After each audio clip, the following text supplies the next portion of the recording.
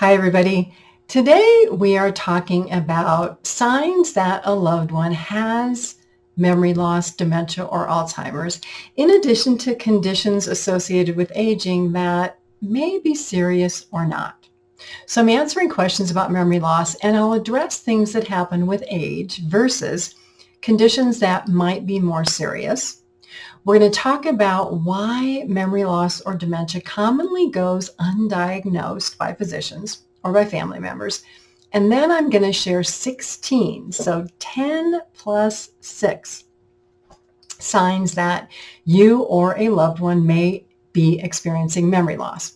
So stay with me for an insightful and information-packed video, a little lengthy, that includes a few stories to encourage you to have what I call a care-forward attitude, which means that you are thinking ahead and planning ahead for any support that you or a family member may need today or in the future.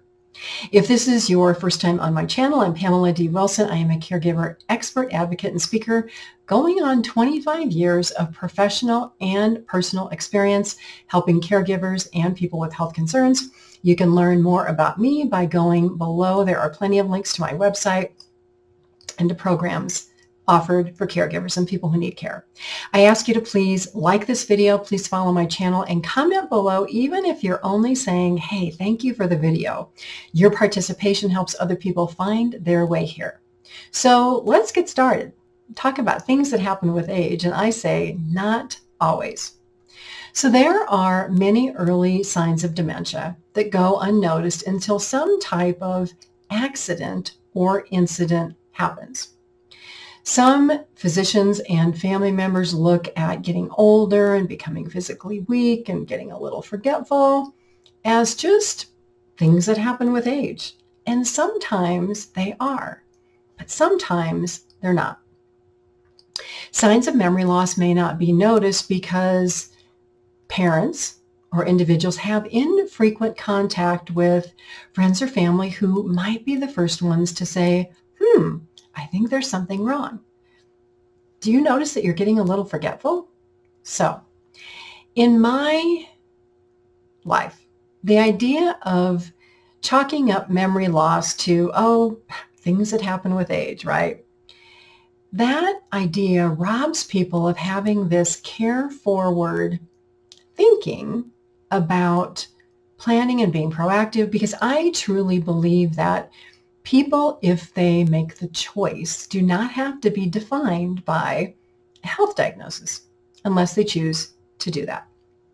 And so what does that mean? It means that we all can choose how we live our life every day, how we manage our health concerns and our diagnosis in a manner that we decide to do. And then we can go on and live full lives, not limited by high blood pressure or diabetes or anything else. We make that choice. So the question for you is, what do you think about aging? How long do you plan to live? How do you see your last years of your life? Are you going to go out in retirement, traveling and spending time with family and enjoying life? Or are you planning to be sick and not feel well? These thoughts that we all have are formed by our personal experiences and people in our lives, and maybe how well our grandparents lived, or aunts and uncles, or how our parents are living today. Now, if you have positive examples of healthy family members, you may have this positive perception of aging and what happens. And if you don't, you may be a little more on the pessimistic side. So regardless of which side you're on, thinking and planning and having a care-forward attitude is possible. So for me, what I can say is that the experiences of my younger years created how I began to think about health and well-being at a very early age. So in my teens, in my 20s, in my 30s, I watched my mother suffer with one health problem after another. And so watching this, my perception of her life was that her health problems dictated what she did and how she thought and things that she wanted to do.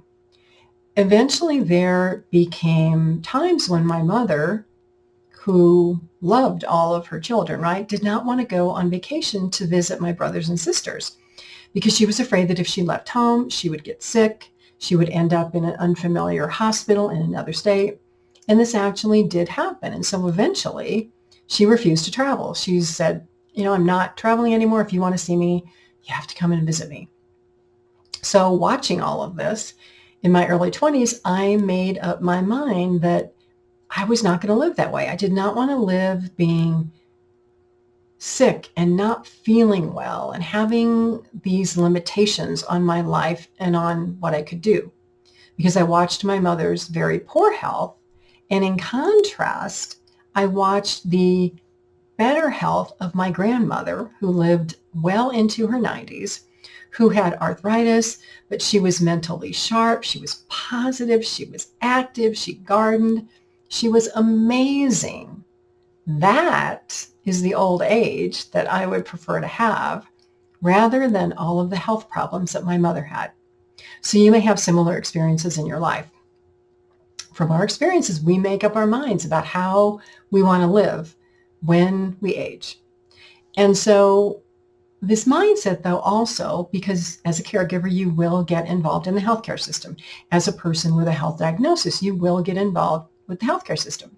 It requires you to become an advocate with the healthcare system, who kind of categorizes people over age 60 as questionable for receiving care and participating in medical treatment. Now, I'll tell you that women are typically viewed as being more emotional about health, complaining more, having more conditions than most. Doctors view women as kind of problematic. People of color may not be treated equally. There's all kinds of bias in the healthcare system that you as a caregiver and you as a person advocating for your own healthcare will be faced with someday. Doctors don't always suggest treatment because they look at somebody in their 60s, 70s, 80s, or 90s and say, well, this is kind of just what happens. Or they believe that people over age 60 can't be active. They don't exercise. They don't go out and do things. They don't socialize. Or they won't participate in medical treatment. There's a doctor that I know today who said to me, well, Pamela, patients lie. And this was in reference to patients talking about their daily activities, whether they exercised, took their medications, ate healthy, followed doctor's recommendations. Now, patients might tell the truth if doctors actually asked them if they were serious about participating in treatment or if they were going to take medications or follow directions, rather than just saying, well, here's what I want you to do. And patient, go away and go do this, right? If a patient had the opportunity to say, Doc, I have trouble taking time off work to come see you. It's a problem for me. My copay's $50. I can't afford it. You want me to take that medication? That's $25 a month. I don't have the money.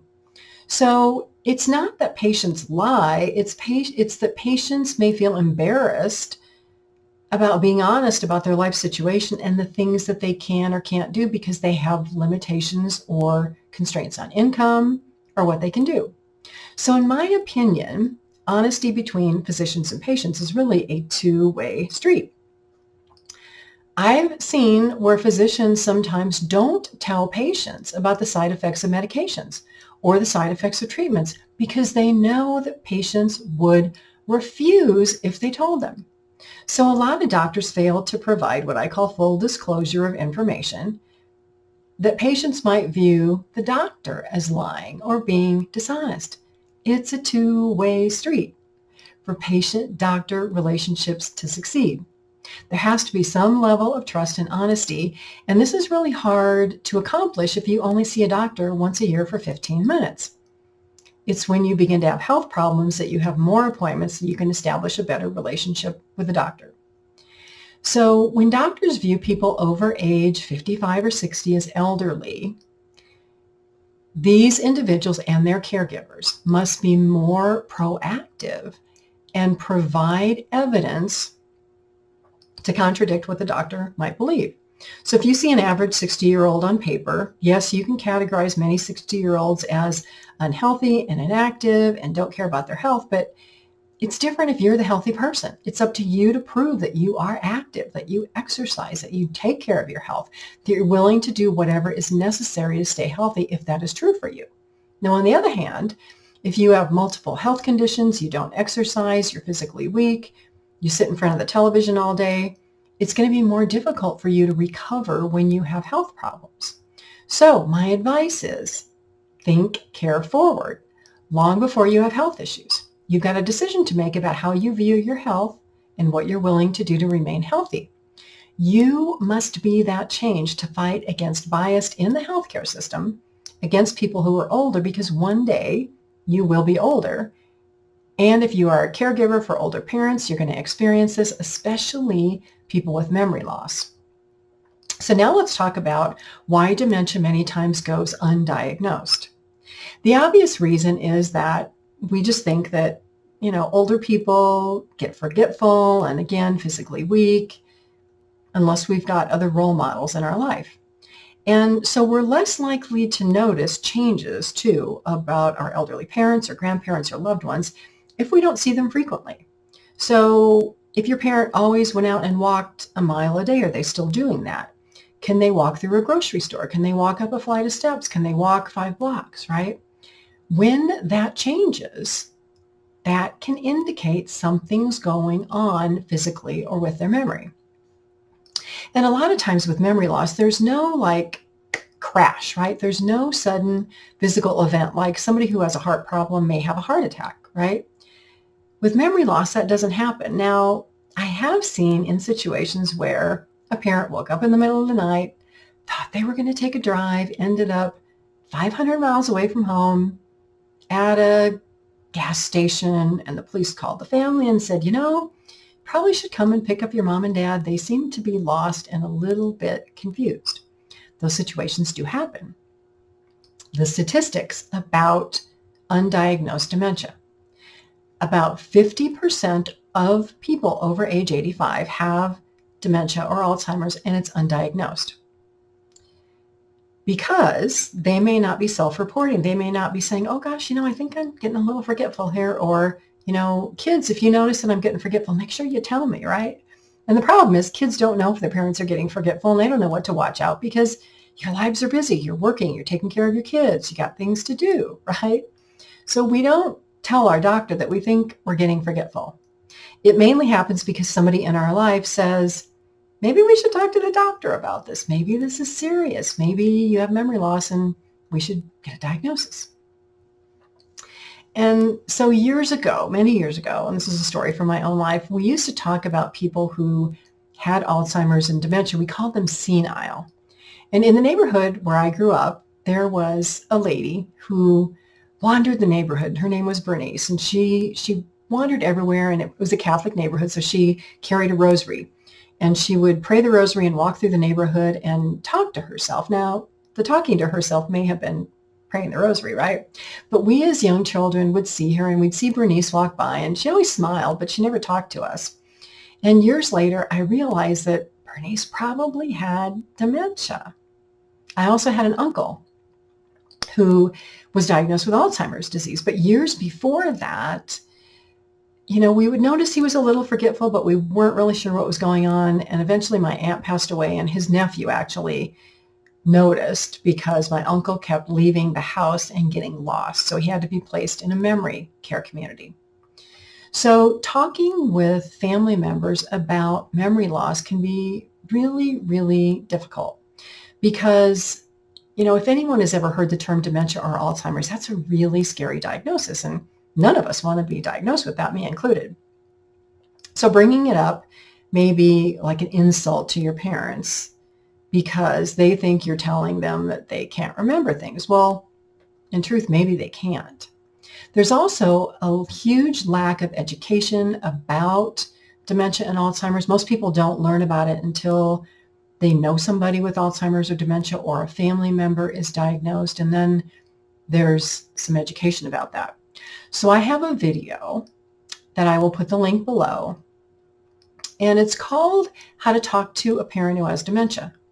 Many times children will get very frustrated with parents who have dementia because they think that mom or dad are purposely forgetting things like taking medications or eating or letting the dog out or going to see the doctor. Children can think that parents are purposely trying to irritate them, and really that's not the case. Your parents just can't remember. And as that caregiver who's empathetic and sympathetic, you have to realize where they are in their memory loss process and advancement and be where they are. So now let's talk about 10, 16 signs that a loved one might have dementia.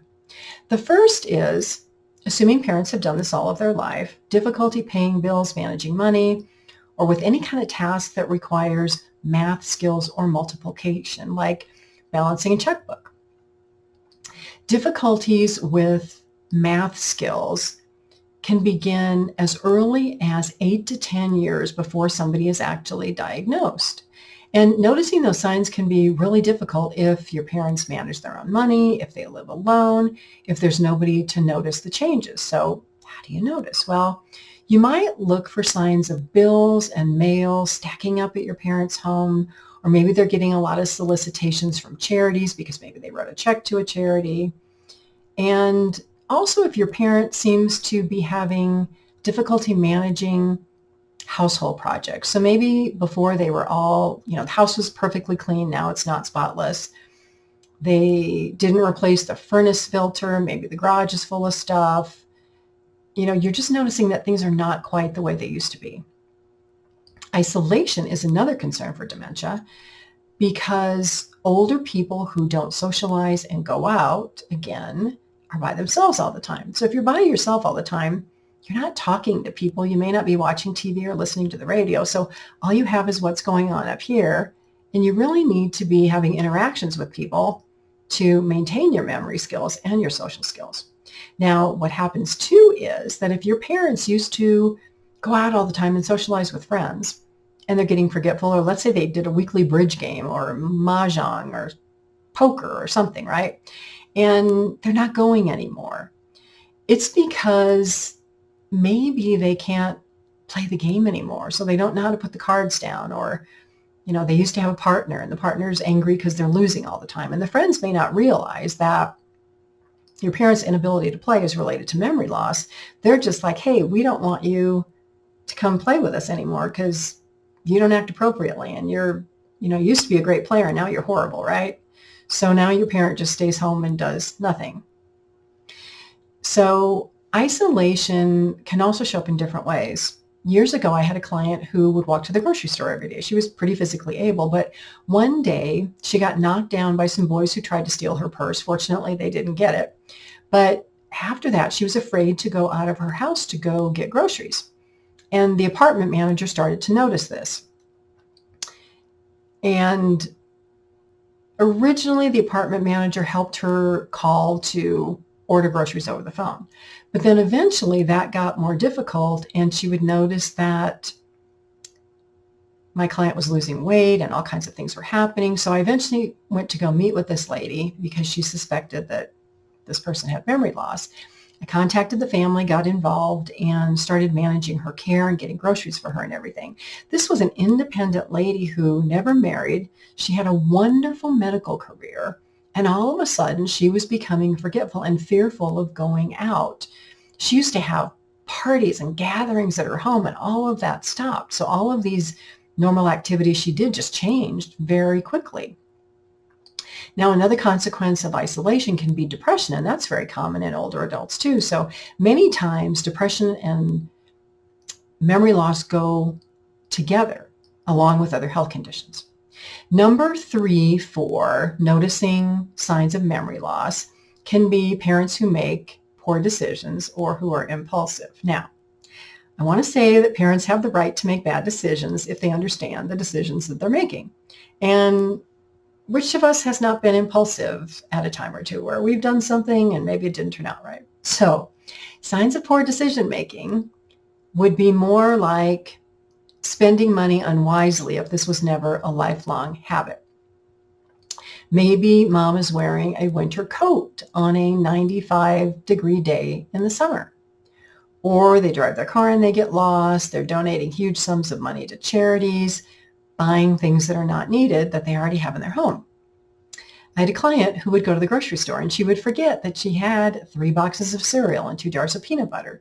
So what would she do? But she'd buy more cereal and more peanut butter. And I would go to her house and I would open up her cabinets and I'd be like, wow, you have 10 boxes of cereal and 5 jars of peanut butter. We probably should not, cross those off your list. We don't want to get those next time at the store. So if your parents are kind of starting to have a lot of the same items in their home, or maybe their home's getting to be like a little hoarding mess, that could be signs of memory loss. Number 4, this is an obvious one, but forgetting conversations that are important. Your parents may be able to tell you what happened 50 years ago, like that. But you had a conversation with them 10 minutes ago and they just called you again on the phone. And they're saying, when are you coming over? What was I supposed to tell the doctor? What was I supposed to do here? I don't know how to use the TV remote. Oh my gosh, right? So also add to this losing or misplacing items. Dementia eventually will progress to a point where recall is non-existent. You say something and 3 seconds later, your parent cannot remember what you said. Or you're trying to give lengthy explanations. Well, the problem is by the time you get to the end of the explanation, your parent forgot the beginning of the conversation. So everything you just said, poof, went up in smoke. They can't remember it. Having any conversation with a person who has memory loss can be difficult if you're a caregiver who doesn't understand or you don't have the patience. Learning to respond positively to repetitive behaviors, it's a learned skill. Learning how to redirect conversations that repeat over and over and over again, it's a skill that you can learn. And just a side tip, never ever rearrange items in the home of a person with memory loss. They'll never be able to find them. Number 5 for tips to identify if someone has memory loss is forgetting to complete routine activities. Are your parents showering? Are they changing clothes? Are they wearing the same outfit every single day of the week? Are they forgetting to eat? Are they losing weight? Did they forget to turn off the sink in the bathroom and all of a sudden, oh my gosh, there's a flood 3 levels down? Things that your parents do on a routine basis that they start to forget can indicate signs of memory loss or other problems. Number 6, loss of social skills. And I call this one out of the mouths of babes. Children, right? They say what they just comes out of their mouth without realizing like whether it's appropriate or not. So young children could say, oh my God, mom or dad, that lady over there is really skinny, or that man is really fat. Aging adults with dementia can make similar statements because part of their brain up here that says, I shouldn't say that. That's not appropriate. I can think it, but it shouldn't come out of my mouth. That just disappears. Their social skills disappear. A client of mine was a concert pianist, and she was diagnosed with dementia. And her children were embarrassed by the language that she used. It was mostly derogatory against men, except for her son. Now, this happened because when she grew up, she was in a male-dominated industry of musicians who felt like women shouldn't be in, shouldn't be concert pianists, shouldn't play in orchestras. And she had to fight her way up to be recognized. And she was an amazing, amazing pianist, right? And so earlier in her life, she would have never said anything about like her male colleagues or about men. But once she got dementia, all bets were off. She said what she thought. This is what happens with dementia. Number 7 is an inability to follow through with tasks that have a sequence. And the example that I'll use for this would be cooking a family recipe, how to get in and out of a car, how to walk with a walker, how to dress, and you put the clothing on the right way. So like, right, I have this dress on, it's buttoned up, right? Well, mom or dad may put this dress on, but the buttons would be in the back, right? So as dementia progresses, doing these activities that a lot of us take for granted, because we know we put our socks on before we put our shoes on. We don't put our shoes on and then put our socks over our shoes. Now, you may be saying, who does this? People with dementia do these things, right? This is the part of working memory that tells us the sequence of events and how things work. So difficulty dressing can be a very common issue. And it's one of the reasons that sometimes caregivers will help loved ones get dressed or will set out their clothes. Number 8 for how to notice if you or a loved one has dementia is more difficulty planning and problem solving. So simple actions like how to dial a phone, right? How to use a cell phone, how to use the television remote, how to push the buttons to use the microwave. Those skills become lost as memory loss progresses. So what you do as a caregiver is you can do cueing skills, you can stick buttons on a microwave or get a bigger button phone for your parents to use. There's ways to work around these things. Number 9 for signs that a loved one might be experiencing memory loss is getting confused about the day of the week or the date of the month or time and day. Now, let's face it, if you go on vacation, do you really care what day of the week it is or what time it is? You don't, because you're on vacation and you don't want to think about those things. But in the normal flow of life, we usually know like what day of the week it is, although sometimes, we may have to think about it twice. But this orientation, so what happens with people with memory loss is they begin reversing their day and their night clock. They may be awake all night and sleep all day. And this happens a lot with people with dementia, and it becomes a problem with their caregivers, especially if their caregivers work, right? If your parents are up all night and you need to sleep so that you can go to work, that becomes a problem. Then there is a condition called sundowning that usually happens in the afternoon, somewhere between 4 and 7 when the sun starts to go down. Behaviors during this time of day can be challenging. I would have caregivers say, oh my gosh, I need to get home from school. I need to get home. Mom and dad are going to have dinner ready, or I need to leave work. And so workarounds for these would be like, oh, you know what? Mom or dad are making dinner. It'll be there when you get there. Or, oh, mom and dad said they were going to be late getting home from work. Let's just stay here a little longer and we'll go home later, right? So you're kind of redirecting those conversations. Number 10 for signs that someone may have memory loss is, and I laugh at this one because all of us can have problems with this, but difficulty communicating and word finding. It's like you're trying to remember, this TV show that you watched 2 weeks ago, or a movie, or the name of an actor, or, an address or something. People with dementia will start responding with a single word, and they will stop talking in complete sentences. And sometimes they will mix up words, or they will think that this thing right here, which is a cup, right, is a bowl or something else, or a pencil or an orange or whatever. It doesn't really matter. Naming items incorrectly or missing up words in a sentence happens to people more frequently with memory loss. So if you are a caregiver who spends a lot of time with your parent, you may start noticing these. You may also be able to learn by their facial expressions if your parents are having difficulty communicating. And you can't see this when they talk over the phone, right? So maybe if you suspect your loved one has memory loss, start doing video calls, start scheduling a Zoom call with them so you can actually see them and notice more about their appearance and their speech and their impressions. As I kind of mentioned before, number 11 is repetitive speech or actions. So are your parents spending hours in their bedroom, taking everything out of the dresser and then putting it on the bed and reorganizing it and putting it back in the dresser? Now that actually can be a positive activity for your parents, right? If you know they have memory loss and they need something to do.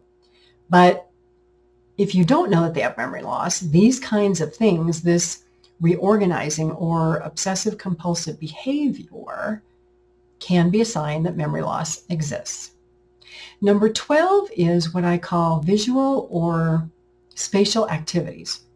So an example would be walking and like missing a curb or tripping over a curb, or driving and being able to judge distances. Maybe your parent always used to stay pretty far behind the car in front of them, and now they're just like right up on that car, and it's making you a little nervous. Now, some of these concerns obviously can result from poor eyesight. Maybe your parent needs glasses for distance or for close-up. But the term visual spatial, it's a term that the healthcare providers use. And what it means is the ability to see a curb and the edge of the curb and know that I need to take a step down, or seeing a step and knowing that I need to take a step up.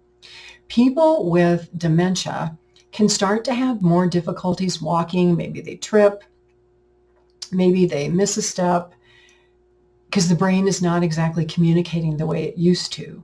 So loss of physical abilities or capabilities can indicate that memory loss may be happening if there's no other physical or logical reason. Number 13 is moods and behaviors that change day to day. Now, this can happen because of stress, because of depression, but if your parent's really having mood swings, or they're paranoid, they think that you or your siblings are stealing from them, or that, a brother came over and the brother took, her sewing machine or something. All of these anxious and paranoid behaviors can indicate memory loss. So can physical aggression. Or if your parent used to be comfortable living alone in their home, and now they don't want to be alone anymore. They don't want to be there overnight because they're afraid. Maybe they start wandering out of the house and they go get the mail, and for some reason they don't come right back in the house. They end up down the street at the neighbor's house. So any of these behaviors that are starting to change from normal patterns or from day to day, or fears or paranoia or anxiety, can indicate memory loss. Number 14 is more frequent falls. So walking and balance are governed by what is called our central nervous system. And so our brain talks to our spinal cord and talks to our muscles, and it tells us that we need to walk and put one foot in front of another. And so there's a term called gait, which is you can put one foot in front of another. But then sometimes maybe you take a half step or you take a bigger step. And so your walking is not quite as consistent as it used to be, or as level as it used to be. And so the result is more issues with balance, and the brain can't process these. And so people with dementia can have more falls because of poor balance. Their gait's off. Or like I mentioned, the step issue, poor depth perception. So tripping can happen more frequently. And unless they tell you, or unless they have a physical sign like bruising, or maybe they hurt their elbow or broke a hip or something, you may not know that your parents are falling. They may need better shoes, or they may be shuffling their feet. So any type of walking issues can indicate memory loss and can increase the likelihood of a fall, and a serious fall that maybe results in a hospital or a nursing home stay. The last one is driving, and this one is a hot potato topic because I can tell you older people do not want to have their cars taken away, which I understand because a car is independence. Remember when you were 15 and your parents had to drive you everywhere, and you needed to go to a school function, or you wanted to see your friends and it was too far to walk, and so your parents had to drive you, right? You wanted to get that driver's permit. You wanted to get your license. So you had the freedom to go and do what you wanted to. Well, older parents are the same way.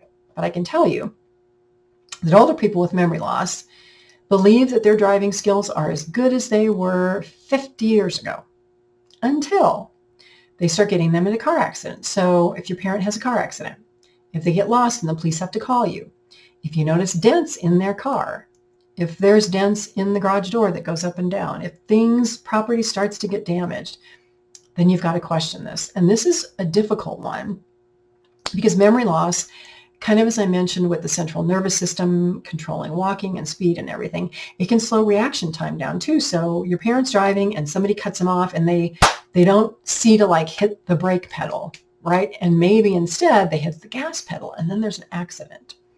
So more issues begin to happen with people who have memory loss and reaction time and functions like that. So it's important to talk about driving. Sometimes you may need to have a driving test evaluated. You may need to get a physician to say mom or dad should not be driving anymore. They have memory loss. You may have to have their license taken away from the DMV. There's actually a process for all this because, trust me, your parents are not going to want to have their car taken away. But the issue then is you've got to find a replacement, right? You have to find transportation for them, ways for them to get socialized, get groceries, go to events that they want to do, whether it's Lyft or some other type of driving service, or it's you. The last one, number 16, is accidents in the home. The home is the number one place for falls. It's the number one place for accidents. Why? Because most people spend most of their time there when they're older, if they're not physically active and healthy and going and doing. As I mentioned, people with memory loss can leave the stove burners on. They can leave water running in the bathtub, in the bathroom sink. There can be floods. There can be fires in the home, anything like that.